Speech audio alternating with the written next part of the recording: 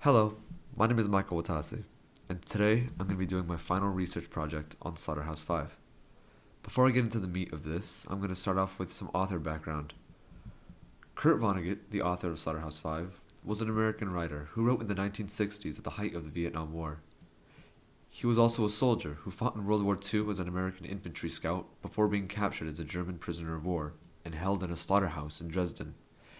This is what sets the foundation for his award-winning Slaughterhouse 5. As the protagonist is also a witness of Dresden and is a prisoner of war, and just happens to be captured in a slaughterhouse, which gives it the name.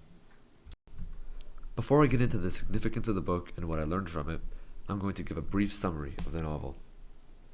Our protagonist, Billy Pilgrim, is unstuck in time. This means that he can time travel, but only backwards, and continually jumps back to his horrifying World War II experiences in Dresden as a prisoner of war. Billy Pilgrim is also kidnapped by aliens called Trafalmadorians, and they teach him the nature of reality. One thing they teach him is that death doesn't exist. They also teach him that there are 4 dimensions, and that death is just a passage into the 4th dimension. They also teach him that everything that happens in life is structured to be that way. For example, if someone is going to press a button that destroys the universe, no one can stop him and nothing can stop him. It will always happen that exact same way, because everything is simply structured the way it is. These life truths that Billy learns from the aliens provide him much comfort, as he knows that no one actually died in World War II. He also learns that there's nothing that he could have done to change anything, no one he could have saved, because everything happened exactly how it was supposed to.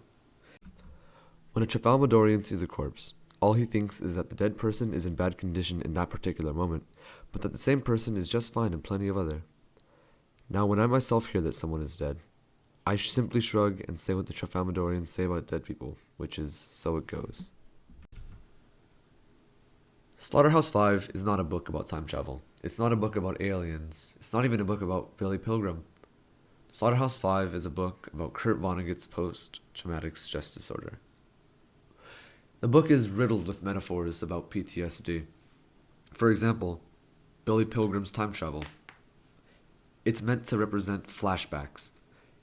First, he can only time travel backwards, and second, he constantly time travels to World War II experiences and the firebombing and being a prisoner of war and people dying all around him.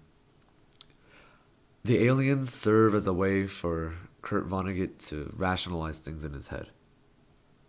The aliens teach him things such as death does not exist. That's a great way to trick yourself into thinking that no one actually died. It can rationalize. It makes everything smooth over a lot easier in your mind. The teaching by the aliens that everything is simply structured to be the way it is also gives Kurt Vonnegut, or Billy Pilgrim, the feeling that there's nothing else he could have done. He did nothing wrong. It shifts all the blame completely off him if anything happens around him. You needn't worry about the bombs.